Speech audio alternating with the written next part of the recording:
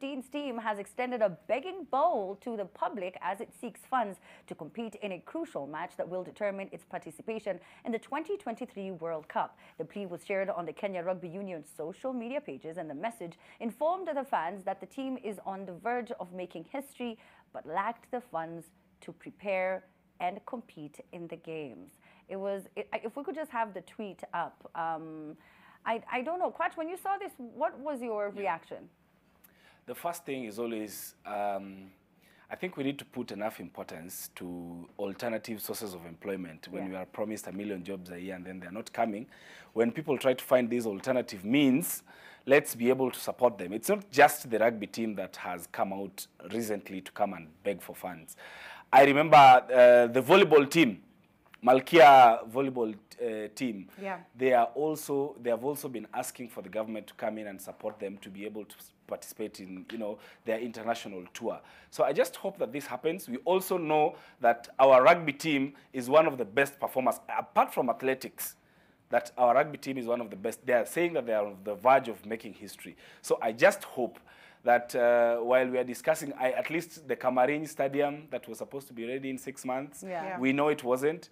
But at least for the money that was supposed to build it, sponsor these guys, let them go make us proud. And also, the other part that we're not getting is this is how we market our country out there.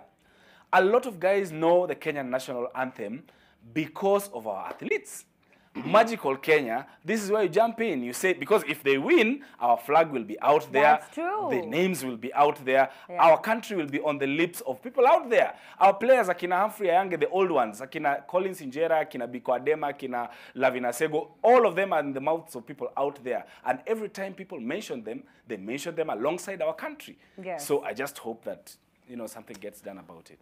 We have people in leadership in this country who have 4 million shillings just in cash kept in their houses, just staying there. When we have problems of cash supply in this country, unashindwa, yeye alitoa wapi hiyo pesa?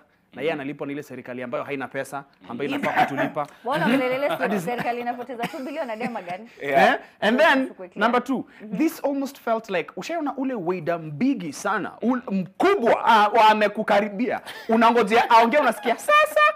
This is what this situation felt like. Because as in the rugby team is one of the best performers in this country as far as sports and athletics is concerned. But then for them to stoop to this, I'll call it stooping to this level, because they have a government that should be taking care of them. They have institutions, they have a whole ministry taking care of them, but they are coming back to us who are paying taxes to try and help them. Of course, we will want to help them. We'll definitely want to help them, but it's not fair. It's not fair, Cindy, but what is the problem? Is it that the government does not prioritize sports? Is it that it's, people steal? Like, what could be the problem? It's a lot of things. It's the lack of priority. It's the federations. I don't want to get into that, but if you're involved in any kind of sporting activity, you realize that the buck stops with the federation. They're in charge of sponsorship and raising funds, but whenever they get the funds, they are not accounted for. But throwing it back to the governing body, because anything that the federation does, they need approval from the highest body. We have not properly understood what sports does in terms of tourism. We have the ability as a nation to generate the same kind of revenue we do from tourists who come and see wild animals with the sports that we have. Eliud Kipchoge is a big name. When you mention him worldwide, people want to come to his country and see where the genesis of his prowess is. We are not maximizing on that. We are very happy when he goes out to support our country, but when vice versa happens and there are other sports that are the underdog and it's not necessarily athletics, then we are not giving it the necessary oomph.